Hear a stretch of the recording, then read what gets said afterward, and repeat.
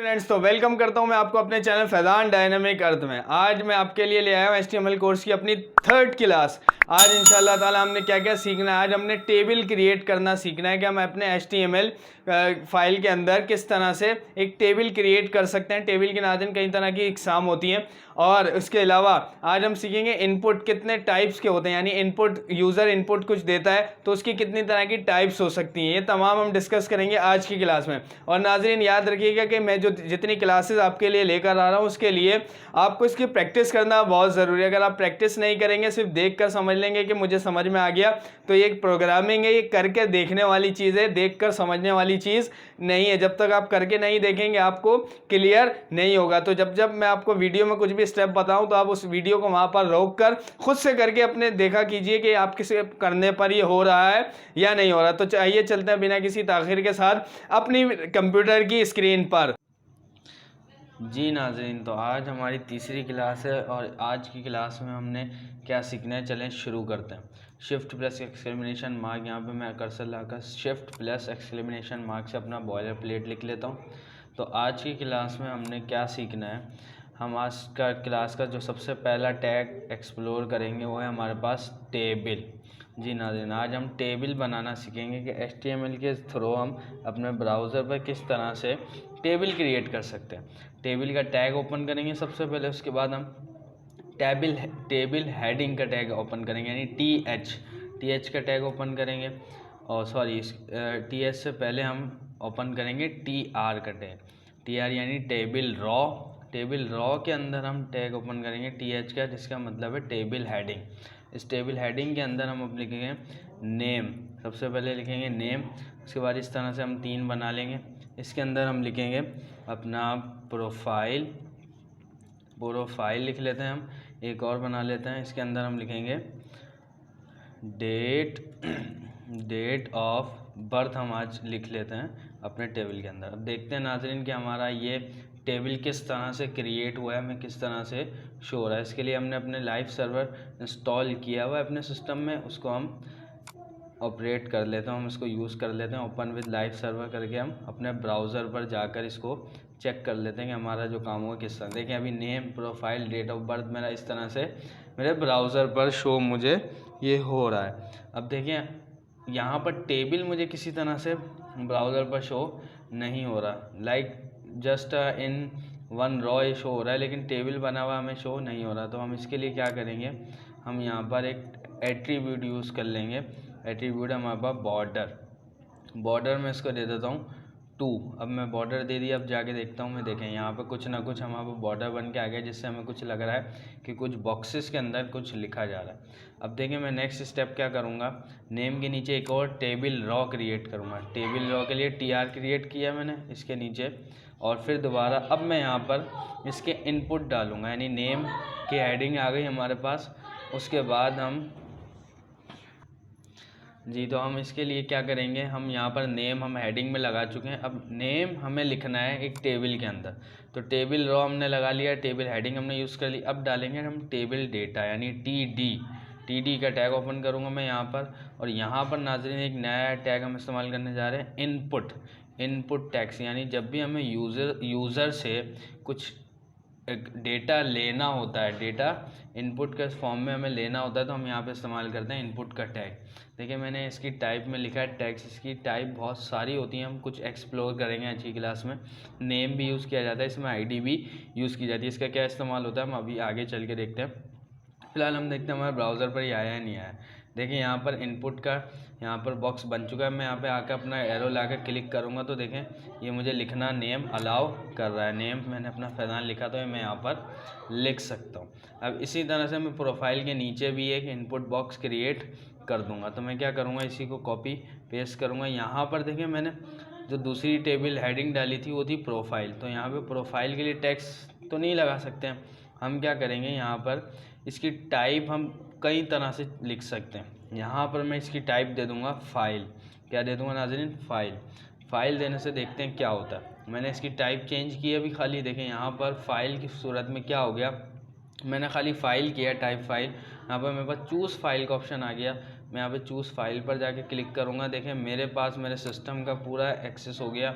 अब मैं यहाँ से जो मर्ज़ी चाहे अपनी पिक्चर अपलोड कर सकता हूँ। तो मैं यहाँ से जाकर अपनी एक पिक्चर खूबसूरत सी अपलोड कर लेता हूँ। तो मेरे पास पिक्चर्स किस फोल्डर के अंदर हैं मैं ज़रा जाकर देख लेता हूँ। माई पिक्चर्स, ये पिक्चर्स का मेरा फोल्डर है। यहाँ से मैंने अपनी पिक्चर सेलेक्ट कर ली। देखिए मैंने जो इमेज सेलेक्ट की है उसका नाम, उसका जो भी कोड है वो पूरा मेरे पास यहाँ पर शो हो रहा है। अब नीचे हमें डेट ऑफ बर्थ के नीचे भी यहाँ पर इस तरह से एक इनपुट बॉक्स लगाना है।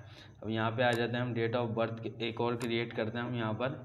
अब देखें फाइल तो को हटाना है। यहाँ पर मैं क्या लगा दूँगा, तो यहाँ पर कैलेंडर की जगह हम यहाँ पर डेट लिखते हैं। डेट यहाँ पे हम क्या लिखेंगे, डेट। मैंने लिखा DATE डेट। अब जाकर मैं देखता हूँ अपने ब्राउज़र पर। देखें यहाँ पर डेट ऑफ बर्थ के नीचे पूरा एक इनपुट आ चुका है जिसमें हमारे पास पूरा कैलेंडर में यहाँ से अपनी डेट ऑफ बर्थ कुछ भी सिलेक्ट यहाँ पे कर लेता हूँ। जैसे मिसाल है मैंने अपनी डेट ऑफ बर्थ कुछ भी सिलेक्ट कर सकता हूँ। तो मैंने यहाँ पे 2 नवंबर 2 नवंबर 2 नवंबर 2021 मैंने यहाँ पर सिलेक्ट कर लिया। देखिए यहाँ पर मेरे पास टेबल क्रिएट हो चुका है। नेम मैं यहाँ पर दे सकता हूँ फैज़ान करके मैं नेम दूंगा। बार बार रिफ़्रेश करने पर जाहिर सी बात है हमने अभी डेटा में सेव नहीं किया तो इस वजह से फैज़ान बार बार रिमूव हो जाएगा। यहाँ से पिक्चर भी इस वजह से रिमूव हुई है क्योंकि वो दोबारा से रिफ़्रेश हुआ है।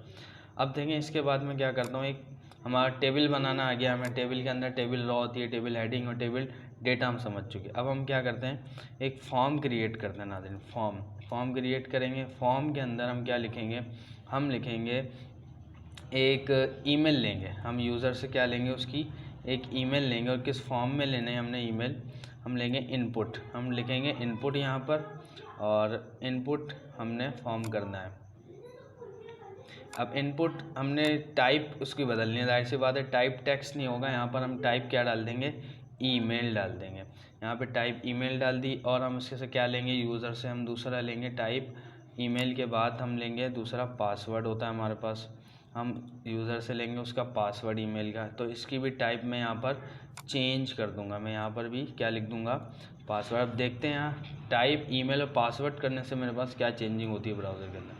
देखिए यहाँ पर मेरे पास ईमेल का इनपुट आ चुका है। यहाँ पर मैं कुछ भी ईमेल डालूँगा, यहाँ पर मेरे पास कुछ भी पासवर्ड। अब देखिए मैं पासवर्ड जैसी कुछ भी डालूँगा, ये मेरे पास डॉट की फॉर्म में शो हो रहा है। यहाँ पर मेरे पास पूरा स्ट्रिंग फॉर्म में शो हो रहा है, यानी जो भी मैं लेटर टाइप कर रहा हूँ वो टाइप हो रहे हैं। पर यहाँ पर मेरे पास डॉट में शो हो रहा है। डॉट में क्यों शो हो रहा है, क्योंकि मैंने इनपुट की टाइप जो है वो मैंने यहाँ पर पासवर्ड दी है, इस वजह से हमारे पास ये पासवर्ड में यानी डॉट शो हो रहा है। समझ में आ गई होगी आपको, मुझे उम्मीद है। अब जो है ना नेक्स्ट मूव की तरफ आते हैं। मैं यहाँ पर जो हमारा यूज़र है मैं उससे उसका इनपुट मांगने लगा। जेंडर के बारे में पूछता हूँ कि भाई आपका जेंडर क्या है हमें बताएं। तो हम जेंडर के लिए क्या करेंगे, एक इनपुट लगाएंगे। अच्छा यहाँ पर हमें एक BRB लगा देना चाहिए ताकि यहाँ पर थोड़ा ब्रेक मिल जाए, वहाँ पर फासला बिल्कुल भी नहीं हो रहा है। यहाँ पर अभी हम BR लगा देते हैं ताकि नेक्स्ट लाइन में हमें शो। यहाँ पे BR लगा दिया मैंने। अब मैं जेंडर लिखने लगा हूँ तो मैं यहाँ पर भी एक इनपुट लिखूँगा। मैं क्या लिखूँगा, इनपुट। मैंने इनपुट लिखा।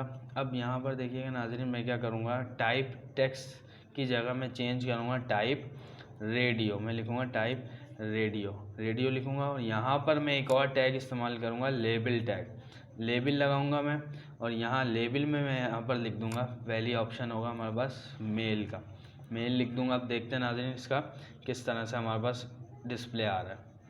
देखें इस तरह से कुछ फॉर्म बन के आ रहा है मेरे पास। ईमेल आ रहा है, यहाँ पर पासवर्ड आ रहा है, उसके बाद जेंडर के लिए हमारे पास ये फर्स्ट ऑप्शन आ चुका है मेल का। मेल के बाद दूसरा फीमेल और तीसरा हमारे पास अदर होता है। देखें अब मैं इसी को नीचे कॉपी करता हूँ। मैं यहाँ पर फीमेल कर दूँगा, यहाँ पर फीमेल कर दूँगा। मैं इसको फीमेल कर दिया और मैं एक और लेता हूँ। यहाँ पर मैं अदर का भी ऑप्शन रखा जाता है तो अदर भी हम यहाँ पर रख देते हैं। यहाँ पर अदर का ऑप्शन रख दिया। अब देखें तीनों की टाइप मैंने रेडियो रखी है और ये मैं हटा देता हूँ यहाँ से जेंडर। ये बार बार जेंडर नहीं आएगा, जाहिर सी बात है। यहाँ पर मैं एक BR टैग इस्तेमाल कर लेता हूँ ताकि ये नीचे हमें शो। यहाँ पर भी हमने BR लगाना है ताकि हमें ये नेक्स्ट लाइन में नज़र आए। यहाँ पर भी एक BR टैग इस्तेमाल कर लेते हैं ताकि लाइन ब्रेक हो। अब देखते हैं नाज़रीन हमारे ब्राउज़र पर किस तरह से डिस्प्ले हो रहा है। देखें ये हमारे पास जेंडर मेल फीमेल और अदर के तरह शो हो रहा है, जैसे हमारे पास चूज़ ऑप्शन होता है। अब देखें यहाँ पर मैं क्लिक करता हूँ, यहाँ पर मैंने क्लिक कर लिया, यहाँ पर क्लिक कर लिया और यहाँ पर भी क्लिक कर लिया। देखिए तीनों बॉक्सेस को मैंने सिलेक्ट कर लिया। इस तरह से तो नहीं होता, आप तीनों बॉक्सेस को तो हरगिज़ सिलेक्ट नहीं कर सकते, या तो मेल होगा फीमेल होगा या तो अदर होगा, तीनों कैसे हो सकते हैं। तो इसलिए हम ये ऑप्शन सेट करना है हमने कि यूज़र एक वक्त में एक ही को ऑप्शन को सिलेक्ट कर पाए। तो उसके लिए हम क्या करेंगे, हमने यहाँ पे टाइप रेडियो बटन इस्तेमाल किया है, इस वजह से हमारे पास ये ऑप्शन निकल गया। हम क्या करेंगे, आईडी देंगे, हम देंगे आईडी AB, मैं इसको आईडी देता हूँ। इस आईडी को मैं इस लेबल के अंदर फॉर के अंदर कॉल करूँगा AB। इससे क्या होगा, ये इनपुट लेबल से कनेक्ट हो जाएगा। और नेम के अंदर मैं यहाँ पर लिख देता हूँ जेंडर। यहाँ पर आप नेम में कुछ भी लिख सकते हैं, पर जो आप लिखेंगे वो आपको तीनों में लिखना होगा। इस नेम से क्या होगा, ये तीनों इनपुट एक दूसरे से कनेक्ट हो जाएंगे। एक कनेक्शन आप समझ रहे हैं मैं क्या कह रहा हूँ, कि इस नेम को आपने तीनों के अंदर सेम रखना है, यानी तीनों के अंदर जेंडर ही रखा जाएगा। आईडी इस पहले इनपुट की और जो पहला लेबल है इन दोनों की सेम होनी चाहिए। आईडी इस दूसरे वाले की चेंज होनी चाहिए। यहाँ पे मैं लिख दूंगा CD, इसकी भी मैं आईडी क्या दूंगा, CD दूंगा, क्योंकि ये आईडी इस लेबल से कनेक्ट होने के लिए हमारे पास ज़रूरी है। यहाँ पर मैं CD के बाद RT लिख देता हूँ, यहाँ पर भी मैं RT दूंगा। इससे क्या हुआ समझे अगर आप, आईडी कनेक्ट कर रही है लेबल को फॉर के बाद से, और नेम इन तीनों को आपस में कनेक्ट कर रहा है कि एक दूसरे से ये मिक्सअप नहीं होने चाहिए। अब जाकर हम अपने ब्राउज़र पर देखते हैं कि क्या रिज़ल्ट है हमारे पास।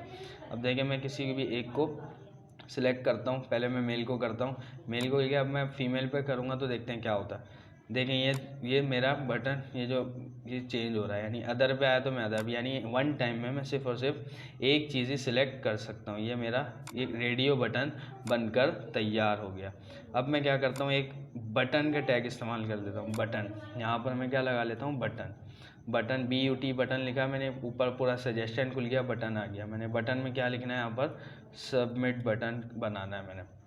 अब देखें यहाँ पे आप सबमिट बटन बना लिया मैंने।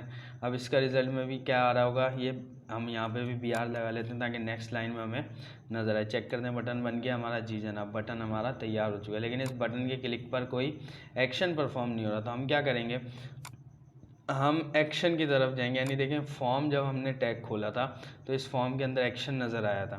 क्या होगा, हम बटन के सबमिट पे जो लिखा है इस पर जब क्लिक करें तो हमारे पास इस एक्शन पे कुछ हो जाए। तो इसके लिए हम क्या करेंगे, यहाँ एक्शन आएंगे, यहाँ पर मैं क्या करता हूँ / करके मैंने एक पिक्चर जो है ना पहले से डाउनलोड करके रखी हुई थी थैंक यू की। तो मैं क्या करूँगा कि मैं चाहता हूँ कि जब यूज़र अपना डेटा सब फुल कर दे इस हमारे फॉर्म के अंदर, जब वो सबमिट का बटन दबाए तो उसकी थैंक यू वाली पिक्चर उसके सामने खुलकर आ जाए। तो चेक करते हैं हमारे पास ये आ रही है नहीं आ रही। अब मैं यहाँ पर आया मैं यहाँ पर सबमिट का बटन दबा कर चेक करता हूँ कि हमारे पास ये रिज़ल्ट आ रहा है या नहीं आ रहा। मैं यहाँ पे क्लिक करता हूँ, देखें ये मेरे पास पिक्चर आ चुकी है। मैंने बटन पर क्लिक किया और मेरे पास ये पिक्चर आ गई जैसे मैंने सबमिट किया। अब देखें एक मसला और है, मैं सबमिट का बटन कर रहा हूँ, ये thank you your submission has been received की पिक्चर तो आ रही है, पर मसला ये है कि अभी तो मैंने फॉर्म फिल ही नहीं किया। ऐसा भी हो सकता है कि किसी ने फॉर्म फिल नहीं किया और सबमिट का बटन दबाया और उसके थैंक यू लिखा हुआ आ जाए। देखें ईमेल भी खाली है, पासवर्ड भी खाली है, नेम भी खाली, कुछ भी मैंने नहीं डाला। तो इसके लिए हमारे पास क्या हल है, इसके लिए हमारे पास हल ये है कि यूज़र हमारे जो इनपुट्स हैं उनको खाली ना छोड़े, उनमें कुछ ना कुछ डेटा लिख कर जाए। तो हम क्या करते हैं, यहाँ पर एक एट्रीब्यूट इस्तेमाल करेंगे। सबसे पहला एट्रीब्यूट तो हम यहाँ लगाएंगे रिक्वायर्ड का। जब हम रिक्वायर्ड लिख देंगे तो जब तक यूज़र इस पर ईमेल नहीं डालेगा जब तक वो सबमिट के बटन से आगे मूव नहीं कर सकता। यहाँ पे मैंने रिक्वायर्ड डाल दिया। अब मैं चल के देखता हूँ। अब देखें मैं सबमिट का बटन दबाऊंगा, देखें क्या होगा। देखें please fill out this field, यहाँ पर इसने ये ऑप्शन दे दिया। अब मैंने यहाँ पर ये लिखा, उसके बाद मैं कुछ भी पासवर्ड यहाँ पर लिख देता हूँ। मैं यहाँ पर सबमिट का बटन दबाता हूँ। अब देखें यहाँ पर एक और ऑप्शन आ रहा है, प्लीज़ इंक्लूड एंड ये @ ये ईमेल टाइप जो मैंने इस्तेमाल की थी, टाइप ऑफ ईमेल, इस वजह से वो ये मेरे पास जो है सजेशन में आ रहा है सबमिट के बटन दबाने पर। @ लिखूँगा तब जाके हमारी ईमेल एक्सेप्टेबल होगी। @ लिखा, अब मैं इसके आगे 1 2 3 लिखूँगा। अब सबमिट दबाऊँ तो ये सबमिट हो जाएगा। देखिए सबमिट हो चुका है हमारे पास। अब देखें आप जिस फील्ड को आप रिक्वायर्ड करना चाहते हैं उसमें आप रिक्वायर्ड डाल दें पासवर्ड में, और मैंने ईमेल में लगाया आप यहाँ नेम में भी रिक्वायर्ड लगा सकते हैं, चूज़ फाइल में भी, यानी मैं एट्रीब्यूट जहाँ चाहूँ इस्तेमाल कर सकता हूँ। रिक्वायर्ड में चाहूँ तो तमाम मेरी इनपुट की फील्ड्स में इस्तेमाल कर सकता हूँ। फिर क्या होगा, यूज़र बगैर इन इनपुट्स को फिल किए मेरा फॉर्म फिल आगे सबमिट नहीं कर सकेगा। अच्छा, एक चीज़ और देखते हैं हम यहाँ पर, जैसे टेक्स्ट में आते हैं। अब एक शख्स का नाम है वो कितना बड़ा हो सकता है, ज़्यादा से ज़्यादा एक शख्स के नाम के अंदर हमारे पास 25 या 30 लेटर आ सकते हैं। अब देखते हैं, अगर कोई शख्स ऐसा हो वो अपने यहाँ पर इनपुट के फील्ड में आए और अपना नाम टाइप करने लगे और बिल्कुल टाइप करता जाए करता जाए करता जाए, देखिए मेरा इनपुट जो है पूरा चल रहा है, इसमें कोई लिमिट नहीं है। नाम किसी का इतना बड़ा तो हो नहीं सकता, तो हम यहाँ पर चाहें तो लिमिट भी लगा सकते हैं। लिमिट किस तरह से लगा सकते हैं भला, मैं क्या करूँगा, सीधा सीधा अपने VS कोड में आता हूँ। VS कोड के अंदर यहाँ पर मैं एक और एट्रीब्यूट इस्तेमाल करूँगा, मैक्स लेंथ की। मैक्स लेंथ ये मैं जब लगाऊंगा और यहाँ पर मैं लिख देता हूँ 20। यहाँ पर 20 जब मैंने लिख दिया तो इसका मतलब अब यूज़र 20 कैरेक्टर से ज़्यादा यहाँ पर लेटर नहीं लिख सकता। अब देखें मैं लिख रहा हूँ लिखता जा, अब देखें यहाँ पर ये 20 हो गए, इसके आगे मैं टाइपिंग कर रहा हूँ तो मेरी टाइपिंग आगे नहीं हो रही है, स्टॉप हो गया है ये, क्योंकि मैंने करेक्टर इसमें फ़िक्स कर दिए कि 20 से ज़्यादा ये इनपुट करेक्टर नहीं लेगा। तो ये हमारे पास मैक्स लेंथ हो गया एक एट्रीब्यूट। तो अब देखते हैं हमारे पास आगे क्या है। जी नाज़रीन, तो देखें इनपुट की जितनी टाइप्स होती थी, मुझे जितनी पता थी, मैंने तमाम आपके सामने लिख दिए। इसके अलावा भी और टाइप्स हो सकती हैं इनपुट की। हमने टेक्स्ट फील्ड इस्तेमाल की, फ़ाइल टाइप इस्तेमाल की, डेट, ईमेल, पासवर्ड, और हमने रेडियो बटन इस्तेमाल किया। देखिए टाइप्स ऑफ इनपुट मैंने मज़ीद और लिख दिए, URL, search, colour, range, checkbox, submit और इमेज। ये आप खुद से एक्सप्लोर कर लीजिएगा, ये मैंने यहाँ पर लिख दिया। यहाँ टाइप रेडियो जहाँ लिखा है मैंने रेडियो की जगह आप इनमें से कोई भी टाइप लिखकर चेक कर सकते हैं इससे हमारा क्या इस्तेमाल हो रहा है। तो ये देखें, अच्छा एक चीज़ हम और सीखते हैं। यहाँ पर मैं अपने ब्राउज़र पे जाता हूँ तो देखें मेरे पास ये टाइप्स ऑफ इनपुट इस तरह से लिखा हुआ आ रहा है। ये मुझे अच्छा नहीं लग रहा, मुझे हाइड करना है, लेकिन मैं चाहता हूँ कि मेरे VS कोड में भी लिखा रहे लेकिन ब्राउज़र पर ना जाए। तो इसके लिए हमारे पास एक ट्रिक होती है कि हम क्या करते हैं, जो चीज़ हमें ब्राउज़र को नहीं बतानी होती, हम चाहते हैं कि वो कोड में तो रहे लेकिन हमारे ब्राउज़र पर वो ना जाए, हमारे कोड में रन ना करे, बस लिखा हुआ हमें नज़र आए। तो हम क्या करते हैं, हमारे पास एक शॉर्टकट की है, उससे हम क्या करते हैं, Ctrl+? करते हैं। इससे क्या होता है, HTML में कमेंट हो जाता है। कमेंट होने से क्या होता है कि ये कोड ब्राउज़र को नहीं जाएगा। अब देखें मैं यहाँ पर अपने ब्राउज़र पर आता हूँ, देखें इससे पहले शो हो रहा था, अब यहाँ सबमिट के बटन के नीचे यहाँ पर हमारे पास ये कोड शो नहीं हो रहा है। ठीक है, तो आप उम्मीद है कि आप इनपुट की जितनी टाइप्स हैं वो सब समझ गए होंगे कि इस तरह से कैसे हम इस्तेमाल कर सकते हैं। रेडियो बटन भी मैंने आपको दिखा दिया। टेबल किस तरह से क्रिएट कर सकते हैं, इसके 2-4 एट्रीब्यूट्स हम और देख लेते हैं। जैसे हमने बॉर्डर लगाया था 2, एक और आता है सेल स्पेसिंग भी हमारे पास एक एट्रीब्यूट होता है जो कि हम इस्तेमाल कर लेते हैं। देखिए हम क्या कर रहे हैं, सेल स्पेसिंग इस्तेमाल कर रहे हैं। यहाँ पर सेल स्पेसिंग में लगा देता हूँ SPACING लिखा मैंने, == डाला। अब मैं यहाँ पर लिखता हूँ 20। इससे क्या होगा नाज़रीन, हमारे टेबल के जो सेल है उसके आपस में देखें कितना गैप आ गया। अब जितने चाहे स्पेस सेल इसके दरमियान में लगा सकते हैं। 20 मैंने लिखा तो सेल स्पेस, हर जो हमारा सेल है वो एक दूसरे से 20 के स्पेस पर हो गया। अब एक एट्रीब्यूट हमारे पास और होता है, वो क्या होता है, हमारे पास होता है सेल पैडिंग।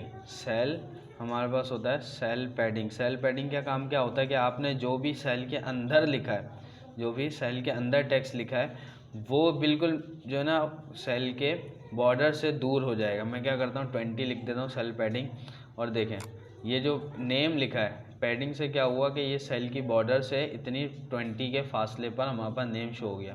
यानी यहाँ पर मैं जो भी लिखता हूँ, ये देखें ये इनपुट भी इस सेल से कुछ ना कुछ गैप इसने कर लिया। यानी पैडिंग का मतलब होता है कि आप टेक्स्ट को अंदर से जो है ना दूर कर दें, अंदर से फासला आप क्रिएट कर दें।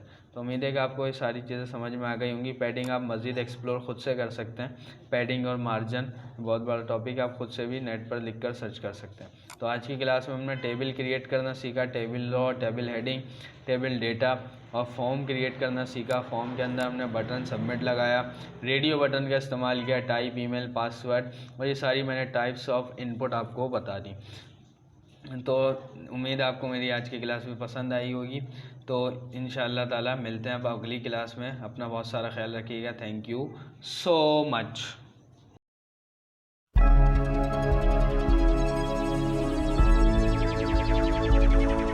Hey there. Subscribe to my channel and also press this bell icon so you can get latest video notifications. And this is absolutely free.